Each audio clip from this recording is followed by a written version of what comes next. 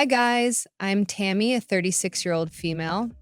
I remember the day we moved to America, fresh off the boat, so to speak. I was just 19, wide-eyed and full of dreams. But it was Stella and Vito, our Italian neighbors, who really made us feel at home. They were like a second family to us, always there with a warm meal or a helping hand. And Vito, he was my partner in crime from the start. Growing up, I admired Stella, a single mom who worked tirelessly to ensure Vito had the best shot at success. I guess you could say we grew up together. Vito and I hung out in the same streets, went to the same school, and our families intertwined seamlessly. It was only natural that as we got older, Vito and I started seeing each other in a different light. We fell in love, and our families couldn't have been happier. It was like a fairy tale. I was 23 when we tied the knot, and we were ready to build a life together. Our families pitched in, helping us set up our first apartment. Everything was perfect, or at least that's what we thought. Then came the tragic news. Vito's father had passed away. It hit him hard, and I watched as the weight of grief settled on his shoulder. We were just starting our journey, and life threw us a curveball. Vito's father had never been a part of his life, at least not in the way any kid would wish for. It was like his dad had checked out long before we met. Even with Stella by his side, Vito held this resentment deep within him. The why and the how of his dad leaving him were questions that haunted him. Stella, in her moments of vulnerability, would share stories of an abusive, troubled man. Vito's father. Drinking, drugs, and financial ruin seemed to be the common threads in these stories, but for Vito, the image of his father was tangled in a web of conflicted emotions. Despite everything, he longed for a connection, a hero to emerge from the ruins. And then, the news of Vito Sr.'s passing hit us like a tidal wave. I could see it. The grief, the confusion, the pain, all swirling in Vito's eyes. He had lost a man he barely knew, yet one he desperately wanted to understand and love. In that moment, I had to step up and be the anchor to weather the storm of emotions that threatened to consume him. I became his sounding board, listening to the stories he dared not share with anyone else. The conflicting feelings of loss and relief mingled within him. I held him tight, reminding him that he wasn't alone in this, that he had a family, a real one, right here. As Vito fought with the weight of his father's passing, I knew he needed to find his own way to heal. He sought solace in the bottom of a bottle, and initially I let him be. I figured he needed time to drown his sorrows, and who was I to dictate the pace of his recovery? Everybody needed a little liquid courage every now and then, right? Unfortunately, the smell of alcohol became a familiar presence on his breath, and for a while, I turned a blind eye. But as the days turned into weeks and the weeks into months, it became apparent that things were spiraling out of control. There were nights when he didn't come home at all, and that was when I knew I had to step in. Putting my foot down, I decided it was time for an intervention. I invited Stella to join us. After all, she had weathered the storm of Vito Sr.'s turbulent existence longer than any of us. The three of us sat in the living room, the air tense with unspoken words and the lingering scent of concern. I spoke from the heart, expressing my worries and fears about Vito's well-being. Stella, too, chimed in with the perspective of a mother who had witnessed her son's struggles with his father throughout the years. We weren't here to judge or condemn. We were here to offer support, to help Vito find healthier ways to cope. Oh, come on. What the hell is this? Vito, we need to talk. This can't go on. Your wife and I are worried about you, Vito. You can't keep going down this path. What? Pato? It's my life, not yours. Vito, we love you, but you can't keep drowning your pain like this. It's tearing you apart. Your father's gone, and I know it hurts, but this isn't the answer. I don't need a lecture from you two. I can handle my own problems. I'm a grown man. Vito, you're not handling anything. You're disappearing into this bottle, and we can't stand by and watch it happen. We want to help you heal, son, but you have to let us in. I don't need your help. I don't need anyone. Just leave me alone. Upa. Vito, please, just talk to us. We're not against you. We're on your side. We're your family, Vito. Let us help you. We tried pleading and begging some more, but he just shouted. I said, leave me alone. Life after the failed intervention became a blur of broken promises and shattered dreams. It seemed like the more I tried to reach out to Vito, the more he slipped away.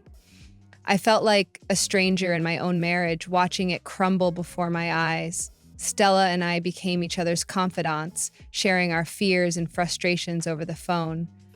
We'd console each other, trying to make sense of the chaos Vito had unleashed upon our lives. But deep down, we both knew we were powerless against the grip of his addiction. Nights turned into a twisted routine. When Vito wouldn't stumble through our front door, he'd stay at Stella's place, his old home, taking advantage of the key he never returned. Each morning, I'd wake up to an empty bed, wondering if this was the day he'd finally come to his senses. The strain on our relationship was undeniable. The man I married, the one who held so much promise and potential, was slipping away. The romanticized image of us growing old together had faded into the harsh reality of dealing with a husband who had succumbed to his demons. And I was getting fed up with it all. One night, after yet another round of senseless arguments, Vito slurred out what he thought was a brilliant idea, a scheme, a plan to turn everything around. But by then, my patience had worn thin, and I couldn't bring myself to entertain his intoxicated fantasies.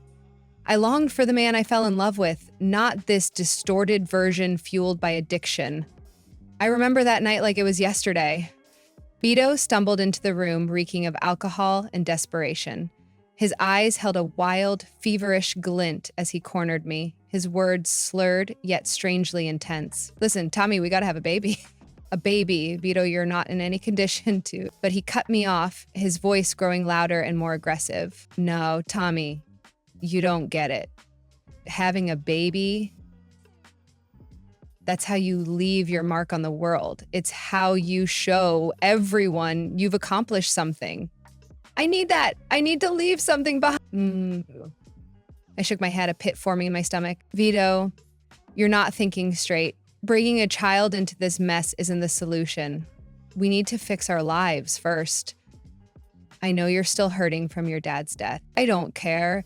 I want this, and you should too. In that moment, I realized I needed a strategy, a way to get through to him without escalating the situation.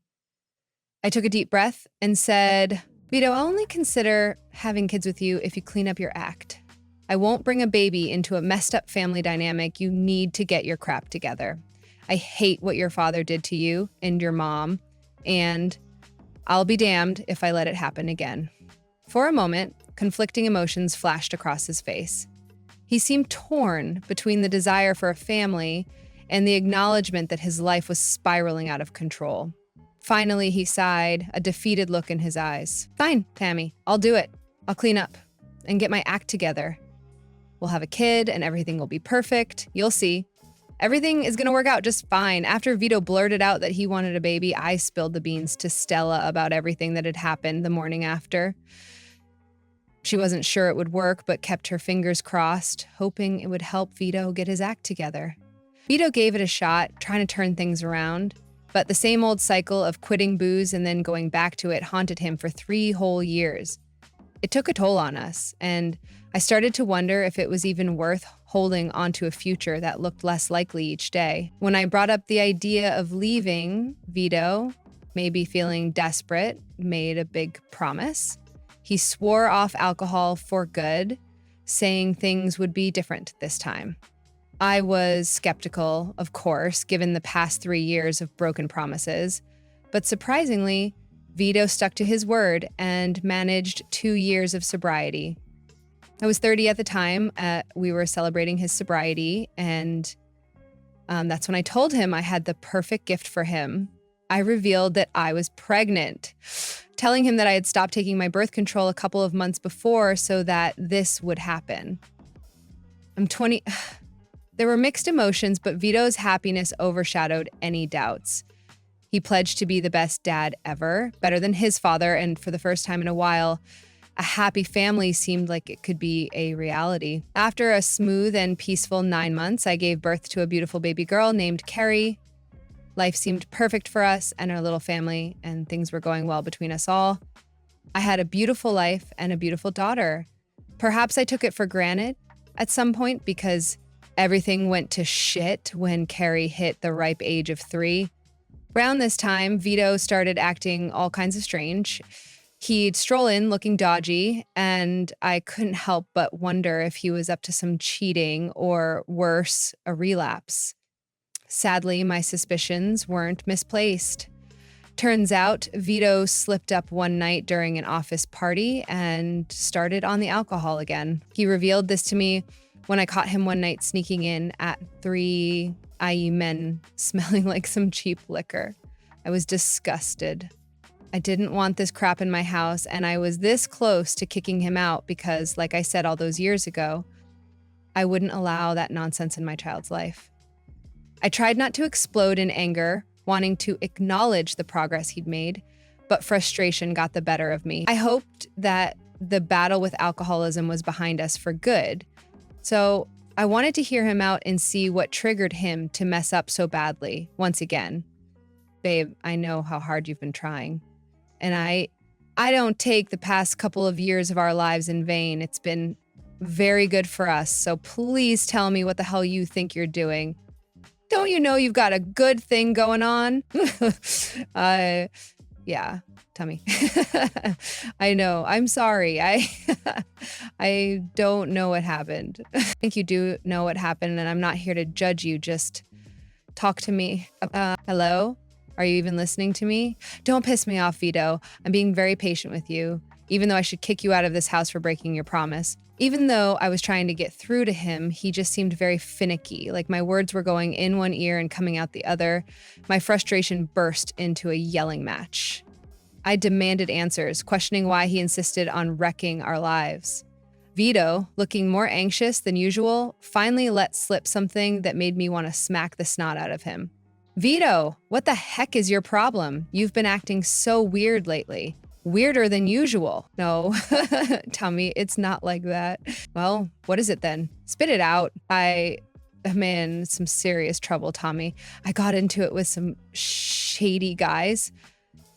If I don't pay back these guys, things are going to get really bad. I was beyond furious, screaming and cursing at Vito for the colossal mess he had gotten us into. He was lucky that little Carrie was peacefully sleeping in her room, or our home might have transformed into a bloody crime scene. I demanded he spill everything, leaving nothing hidden. Vito reluctantly began to reveal the disgusting details of his situation.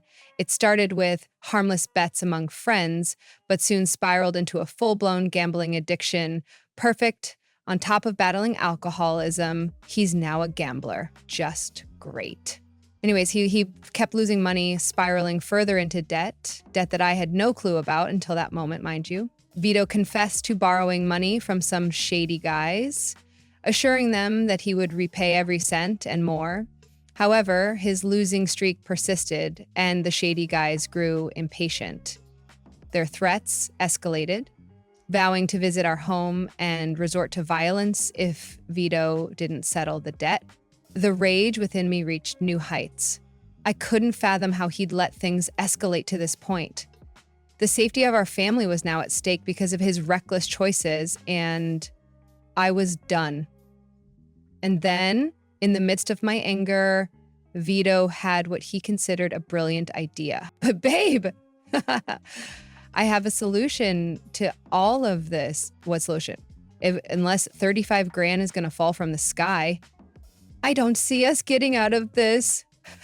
You've seen how beautiful Carrie is. What if we put her in those pageant shows? She's going to be a guaranteed winner. I mean, just look at that face. And they're paying these kids a buttload of money, babe. I swear this is going to work. No way, Vito. I won't let you exploit our daughter like that. Those pageants are toxic, feeding into this messed up beauty industry. I won't have Carrie paraded around like a doll for a bunch of perverts. And even if it wasn't so toxic, I wouldn't let you bring her into your mess. But seriously, Vito, you got another thing coming if you think you're putting her in that pageant. Babe, just listen. If you ever bring up something like that again, I swear I'll rip your ears off.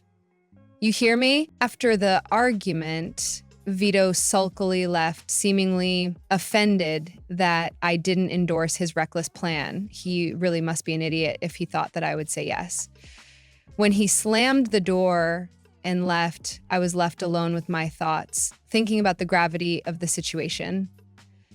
It became clear to me that I needed to put as much distance as possible between us. The next morning, bright and early, I hastily packed essentials for Carrie and myself. We went to my parents' home, seeking peace from the chaos that had threatened our lives. Vito returned home late that night, only to find our absence. I knew this because he left a crap ton of frantic calls, demanding answers about where we were and how we could leave him. During our heated phone conversation, I dropped the bombshell. I wanted a divorce. The chaos and danger that Vito had introduced into our lives were too much for me to bear.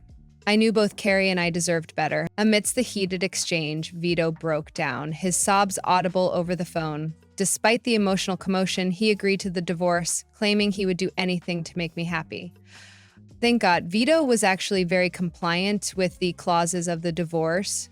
I said I wanted full custody of Carrie and that I didn't care much about settlements or hefty alimony. I just wanted to get away from that man before the crap hit the fan, you know? By the end of that same year, we were officially done. As you can imagine, this put a serious strain on my relationship with Stella. She understood my side of things, but of course her loyalty was still with her son. So talking and hanging out was put at a halt. I was very sad for Carrie. She barely understood what was going on, but losing her father and her grandma so soon must have been hard for her. I'm hoping that when she's older, she'll understand where I was coming from and that I did everything to protect her. So 3 more years rolled by and Carrie hit the big 6. I managed to build a life for myself without Vito, chilling in a nice little apartment with my baby girl. Things were going smoothly. And I really didn't want to hear from Vito or know what he was up to after that whole mess with owing money to people. I was just living a peaceful life, focused on taking care of my daughter. Then out of the blue one night, there was a knock on my door. When I swing it open, there's Stella looking all helpless and worn out. Like, what on earth is going on now? Stella, what are you doing here? Look, there isn't much time. How did you get my address? Got it from your parents, Tammy. Look, Vito isn't doing well. Oh, tell me about it. I know Stella. No, he really isn't doing well. Ever since the divorce, he's been a complete wreck. Nobody can get through to him. He keeps moaning and groaning. And he's saying that the only solution is if he can see his daughter at least one last time. So I don't know, Stella. I still have a lot of love for you. You know that, but I can't put Carrie in danger like that. Please, Tommy, I'm begging you. I've tried everything. Why do you think I haven't contacted you in so long? Do you think I want to be here? I wish I could find any other way, but this is the only solution. I then turned to see Carrie, who was off in the distance watching TV innocently. This is the only thing that will save him, Tommy. Seeing his daughter. Please, you have to let me take her. After seeing her crying and thinking about it for a while, I caved into Stella's plea to take Carrie to see Vito. I figured with Stella there, everything would be fine and she could handle her and that Vito wouldn't harm my baby. Stella and I agreed that Carrie would sleep over for 2 nights, and if all went well, I might reconsider shared custody. Stella was super thankful, and I went to pack a bag for Carrie, sending her off with Grandma Stella. 2 nights came and went, and I was expecting Carrie and Stella to come home, but it was getting late.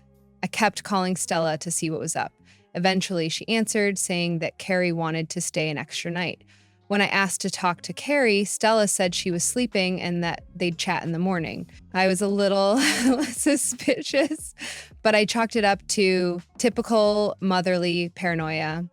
So I didn't want to go off the deep end and go ballistic on them. I mean, 3 years had passed, so it was only normal for them to want to spend as much time with Carrie. So I agreed for Carrie to come in the morning, but just like the day before, Stella didn't drop her off and avoided my calls until late at night. I figured Stella was just being an overly attached grandma, and when I managed to talk to Carrie that night, she seemed okay, saying she missed her daddy and grandma. That's when I said I'd pick her up myself in the morning, but when I asked for the location, Stella dodged the questions. Another day passed, and then another day. And still, no peep, no nothing. After 5 days of this, I had enough.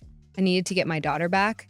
I activated the Apple AirTag I put in Carrie's bag and found out where she was. So I went to the house and banged on the door. Nobody answered, but I could hear Carrie crying inside. So what did I do? I decided to break the door down. When I got in, I saw Carrie dressed up in some poofy dress with tons of makeup, crying because she didn't like any of it. Her hair was in some big updo and she looked very uncomfortable. But what shocked me even more was right by her side, there were Vito and Stella getting her ready for what I could only guess was a pageant. What the heck? I lost it. Absolutely lost it on them both, demanding to know what the heck they thought they were doing. Vito and Stella stumbled over their words, trying to explain that Vito was still drowning in debt and they needed money, so they signed Carrie up for a competition. Luckily, I was there before they could go through with their foolishness. I was beyond furious and decided to call the police. Stella and Vito begged me not to, but I wasn't having any of it. I started wiping off the makeup, yanking Carrie out of that ridiculous dress, and dismantling her painful-looking hairstyle. I told them they'd rot in jail because I'd expose Vito's gambling, and I hoped the people he owed would come for them and deal with them accordingly. Tammy, please listen to us. You know, Stella, when you came to me 5 days ago, I thought that you were being sincere.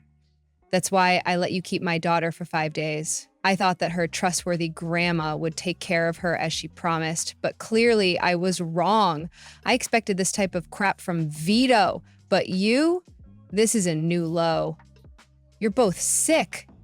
I guess the apple didn't fall far from the tree. The police had arrived, and I had put my daughter in the car, telling her to lie down and try and rest. She was obviously relieved to see her mama come to save her, and I couldn't be happier that I came at the time I did. Who knows what could have happened if I had come later. When the police approached me, I explained to them that my ex-husband was violating the terms of our divorce. He wasn't supposed to see Carrie, and he was a known gambler and alcoholic. And I was scared for my daughter's safety. SAM, the police arrested Vito but left Stella behind. I drove off, leaving Stella crying on the doorstep and Vito being pushed into a squad car. Good riddance.